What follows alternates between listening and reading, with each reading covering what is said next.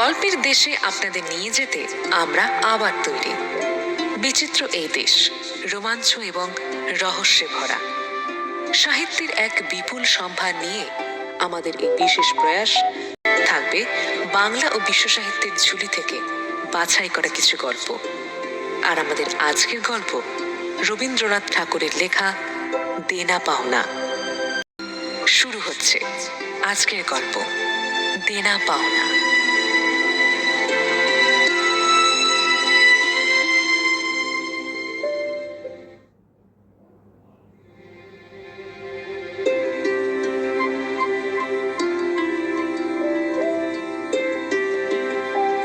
পাঁচটি ছেলের পর যখন এক কন্যা সন্তান জন্ম নিল, তখন বাপ মেয়ে অনেক আদর করে তার নাম রাখল নিরুপমা।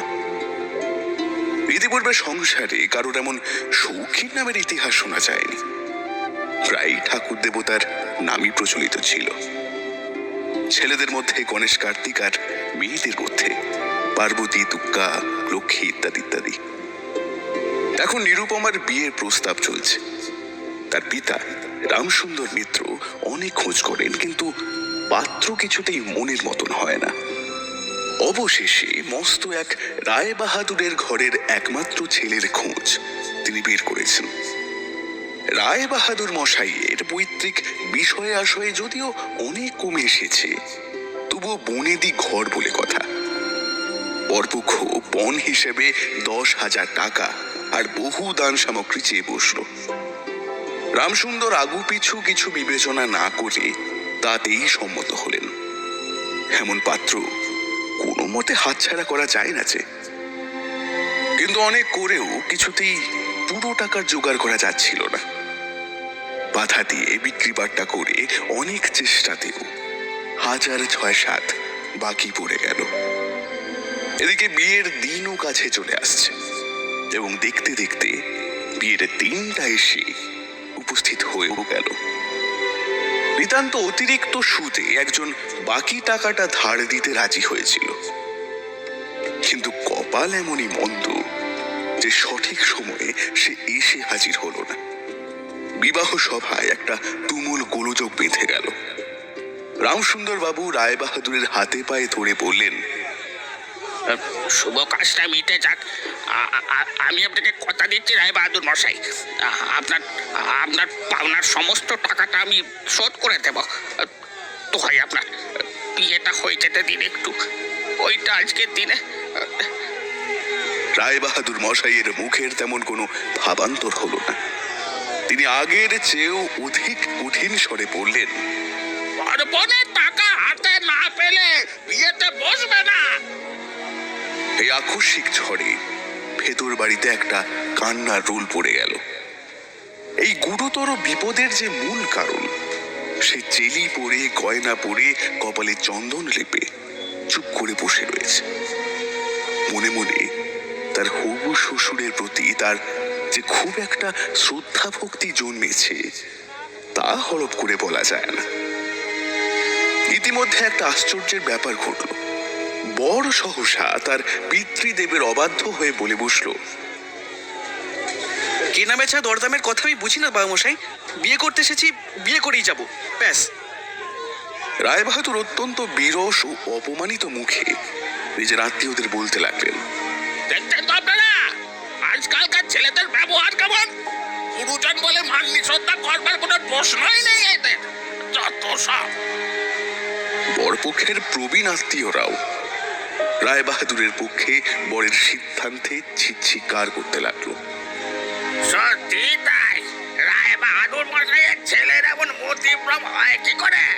শাস্ত্র শিক্ষা, নীতি শিক্ষা একেবারে কি সব চলাঞ্চলি দিল? বাপের মুখে মুখে কথা। বর্তমান শিক্ষার বিষময় ফল নিজের সন্তানের মধ্যে প্রত্যক্ষ করে রায় বাহাদুর হতোদ্যম হয়ে বসে রইলেন এবং শেষমেশ বিবাহটি এক প্রকার বিষণ্ণ এবং নিরানন্দ ভাবে সম্পন্ন হয়েই গেল।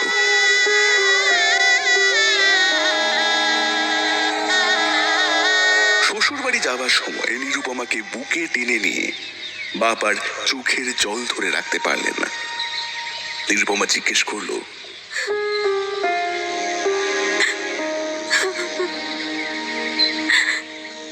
তারা কি তারা কি আর আমাকে আসতে দেবে না বাবা? রামসুন্দর চোখের জল মুছে পড়লেন।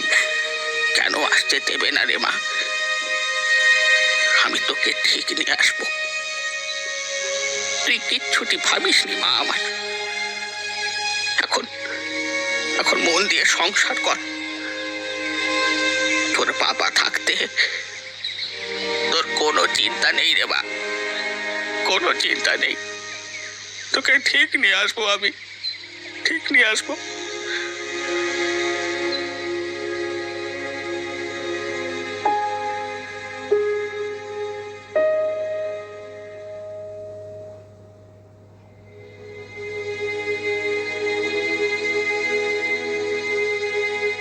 রামসুন্দর প্রায়ই মেয়েকে দেখতে চান, কিন্তু বিয়াই বাড়িতে তার কোনো গুরুত্ব নেই।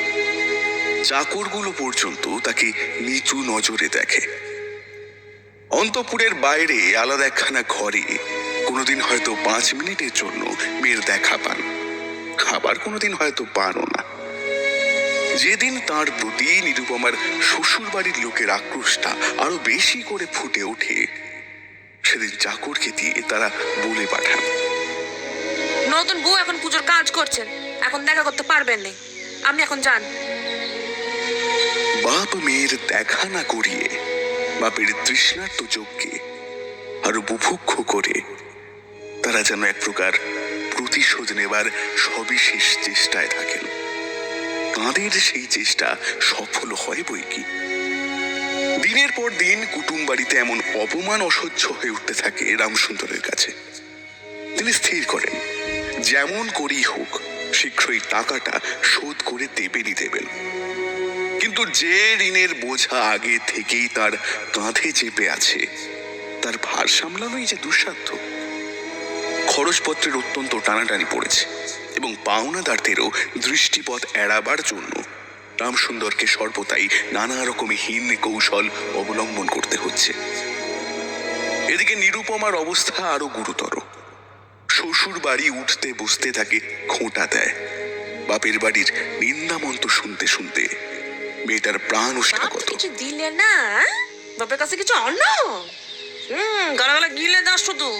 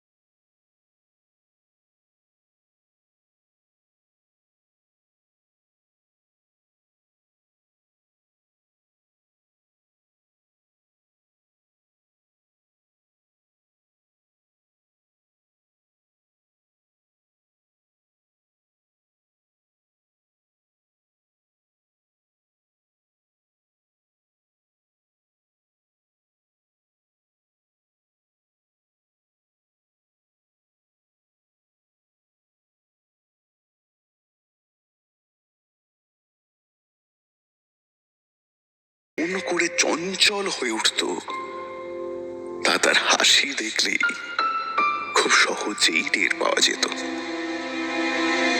বাপের মন যাতে ভালো থাকে, নিরুপমা তাই ঠিক করলো সে দিন কতকের জন্য বাপের বাড়ি যাবে। বাপের ম্লান মুখখানা দেখে সে আর দূরে থাকতে পারে না। একদিন রামসুন্দরকে বলল, বাবা, আমাকে একবার বাড়ি নিয়ে চলো বাবা। অনেক দিন তোমাদের দেখিনি, খুব মন কেমন করে। আমাকে একদিন বাড়ি নিয়ে যাবে বাবা? রামসুন্দর ম্লান স্বরে বললেন, আচ্ছা আচ্ছা মা। নিজের মেয়ের ওপরে পিতার যে স্বাভাবিক অধিকার আছে তা যেন 15 টাকার পরিবর্তে বন্ধক রাখতে হয়েছে। তাই তাঁর মেয়ের এই আবদার মেনে নেওয়াটায় কিছু যে যায় আসবে না তা বলাই বাহুল্য। মেয়েকে এক নজর দেখবেন, সেটাই তাকে অতি সংকোচের সঙ্গে এক প্রকার ভিক্ষার মতো প্রার্থনা করতে হয়, এবং সে ভিক্ষার আর্জি প্রথমেই খারিজ হয়ে গেল। দ্বিতীয়বার বলার আর মুখ থাকে না তার। কিন্তু মেয়ে নিজের মুখে নিজের বাড়ি আসতে চেয়েছে। বাপ হয়ে কি করে পারবেন রামসুন্দর সে কথা না রাখতে? তাই বেআইয়ের কাছে সে সম্বন্ধে আর্জি পেশ করবার আগে রামসুন্দর যে কতটা হীনতা, কতটা অপমান আর কতটা ক্ষতি স্বীকার করে 3000 টাকা সংগ্রহ করেছিলেন, সে ইতিহাস গোপন থাকাই ভালো।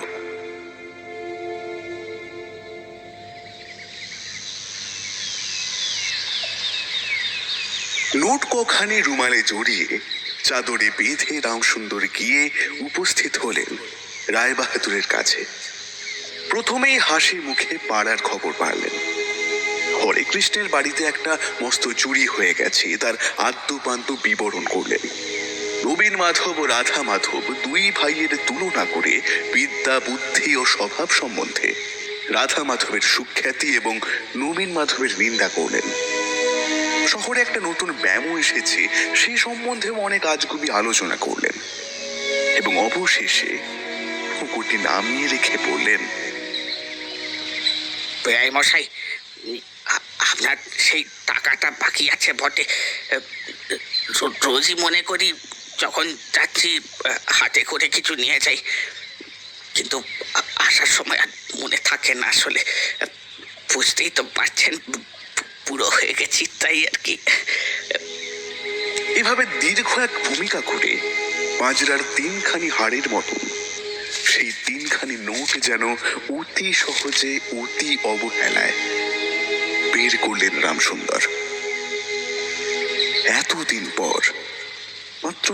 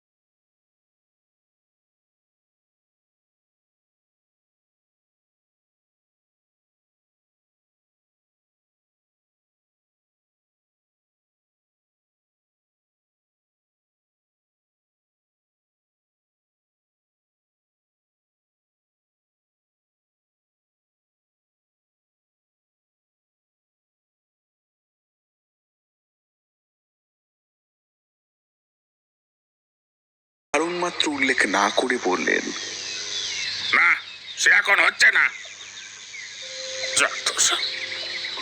এই বলে কোন রকম অভিবাদন না করেই তিনি উঠে চলে গেলেন। রামসুন্দর তার মেয়ের কাছে মুখ না দেখিয়ে কাঁপা কাঁপা হাতে নোট কখানা চাদরের প্রান্তে আবারও বেঁধে নিয়ে বাড়ি ফিরে গেলেন এবং মনে মনে প্রতিজ্ঞা করলেন, যতদিন না সমস্ত টাকা জোগাড় করতে পারি, যতদিন না আমার নিরুমাকে বিনা বাধায় তার বাড়িতে আনার অনুমতি পাই, ততদিন আমি আর বিয়াই বাড়ি যাব না, কিছুতেই যাব না।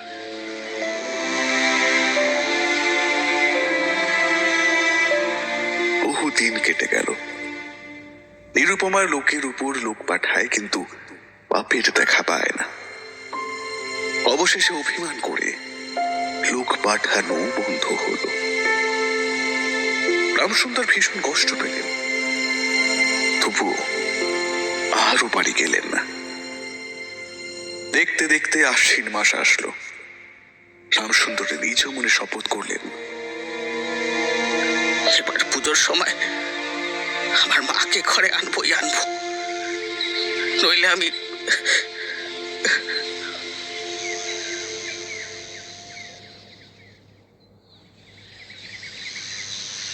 পঞ্চমী কি ষষ্ঠীর দিন রামসুন্দর বেয়াই বাড়ির উদ্দেশ্যে যাত্রা করার উদ্যোগ নিচ্ছিলেন।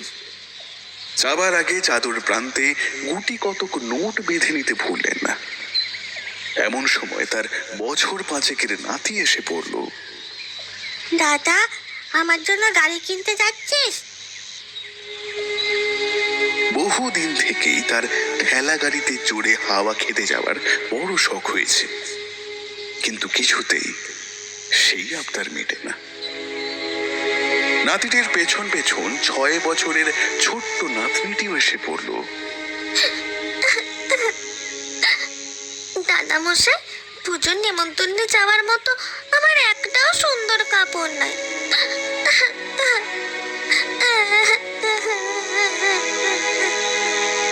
রামসুন্দর তার সংসারের এই অবস্থার কথা বিলক্ষণ জানতেন।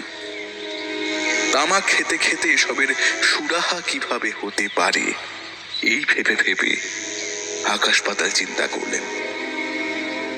রায়বাহাদুরের বাড়ি থেকে যখন পুজোর নিমন্ত্রণ আসবে, তখন তাঁর বাড়ির বউদের অতি সামান্য গয়না আর সস্তার কাপড় পরে থাকতে দেখলে যতটুকু মানে বেঁচে ছিল তাও আর অবশিষ্ট থাকবে না রামসুন্দরের।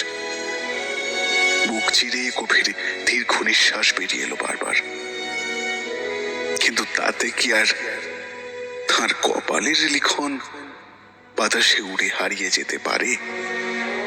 অগত্যা বার্ধক্য রেখা গভীর থেকে গভীরতর হওয়া ছাড়া আর কোনো পথ নেই।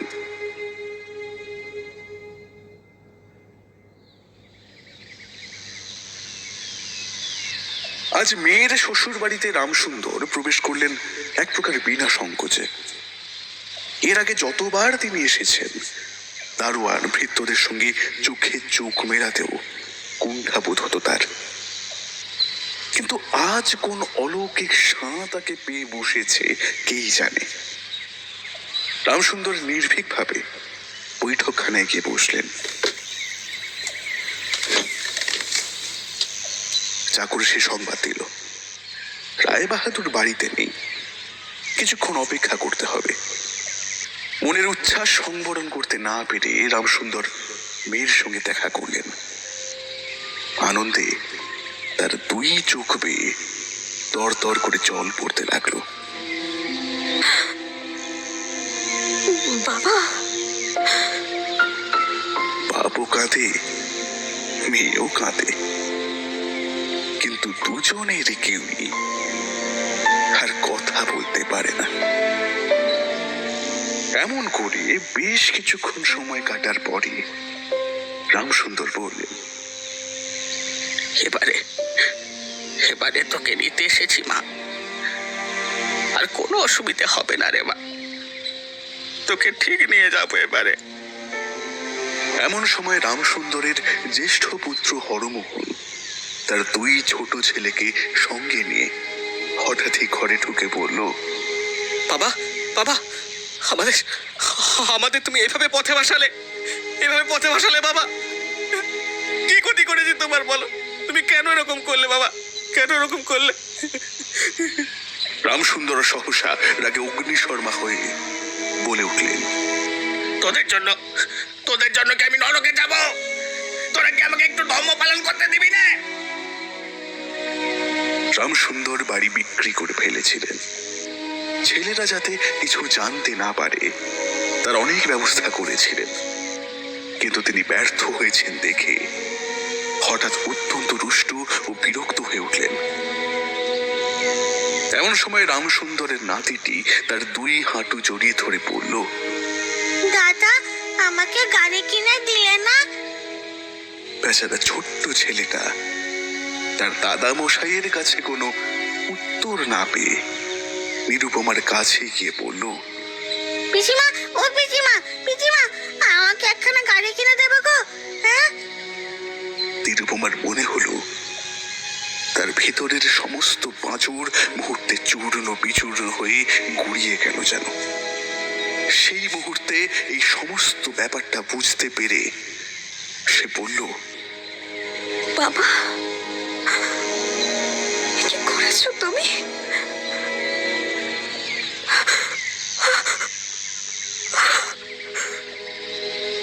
না বাবা, না।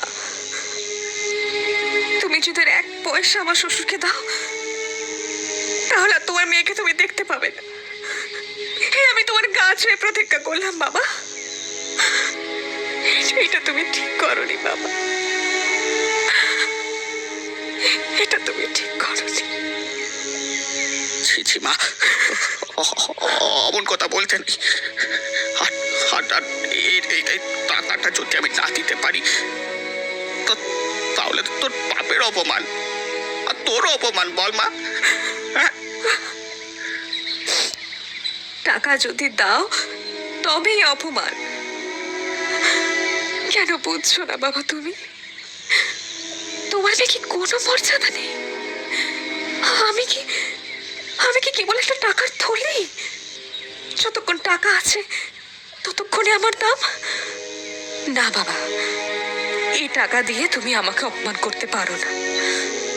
আমাকে অপমান করো না। তাছাড়া আমার স্বামী তো এই টাকা চান না। তাহলে কেন বাবা, কেন তুমি এই টাকা আমার শ্বশুরকে দেবে না? একদম না। আর এটাই আমার শেষ কথা, বুঝলে?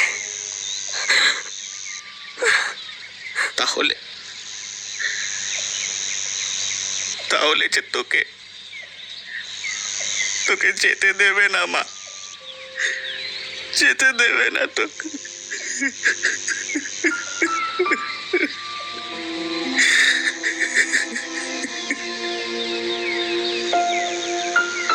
না দেয় তো কি করবো বলো বাবা?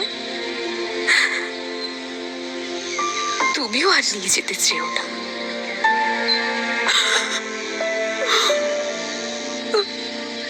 রামসুন্দর কাঁপা কাঁপা হাতে নোট বাঁধা চাদরটি কাঁধে তুলে আবার চোরের মতন সকলের দৃষ্টি এড়িয়ে বাড়ি ফিরে গেলেন। কিন্তু রামসুন্দর এই যে টাকা এনেছিলেন এবং মেয়েরই নিষেধে সে টাকা না দিয়ে চলে গেছেন, সে কথা গোপন রইল না। বাড়িতে আড়ি পাতা দাসী কম ছিল না। বিশেষত নিরুপমার খুঁটিনাটি তার শাশুড়িকে পদে পদে জানানো লোক। এরপর যা হবার তাই হলো। সব শুনে নীরুর শাশুড়ির রাগ আরো 10 গুণ বেড়ে গেল। নিরুপমার জন্য তার শ্বশুর বাড়ি এক প্রকার নরক হয়ে উঠতে লাগলো দিনে দিনে। এদিকে নিরুপমার স্বামী বিয়ের অল্প দিন পরেই ডেপুটি ম্যাজিস্ট্রেট হয়ে অন্যত্র চলে গেছে। তারই মধ্যে আরো একটি ব্যবস্থা নিরুপমার জন্য বরাদ্দ হয়েছে। পাছে ওই মেয়ে সংসর্গ দোষে আরো নিজ শিক্ষা পায়, এই অজুহাতে সম্প্রতি বাপের বাড়ির আত্মীয়দের সঙ্গে তার দেখা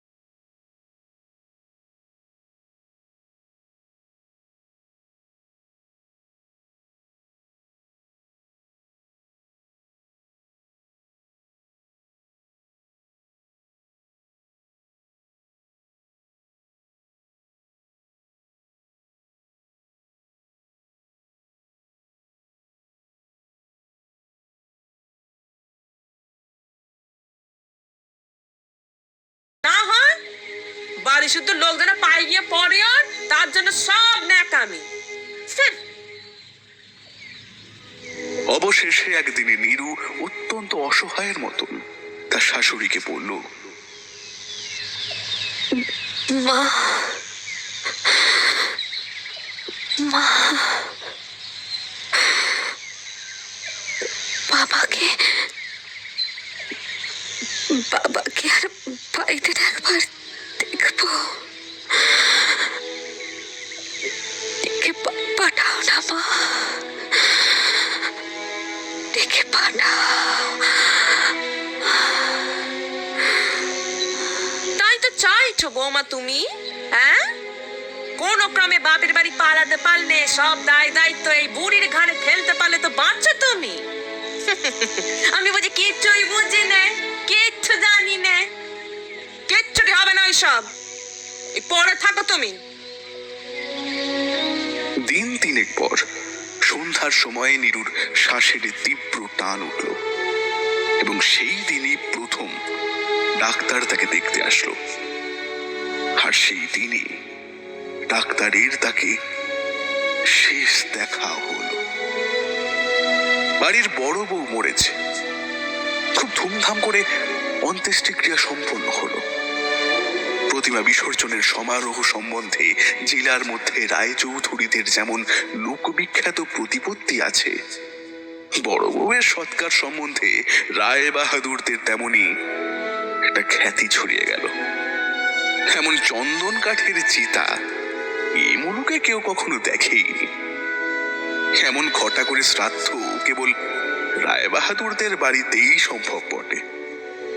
কান পাতলেও এমন শোনা যাচ্ছে এই বিপুল আয়োজনে নাকি তাদের যৎকিঞ্চিত ঋণও হয়েছিল। তবুও বড় বউয়ের শেষ কাজে এতটুকু ত্রুটি হতে দেয়নি রায় বাহাদুরেরা। রামসুন্দরকে দলে দলে লোকে সান্ত্বনা দিতে আসে এবং এ গল্পও করে তার মেয়ের যে রূপে মহা সমারোহে শেষ বিদায় হয়েছে, সে কথা এখনো লোকের মুখে মুখে ঘুরছে। দিন কত পর নিরুপমার বরের এক চিঠি এলো বাড়িতে।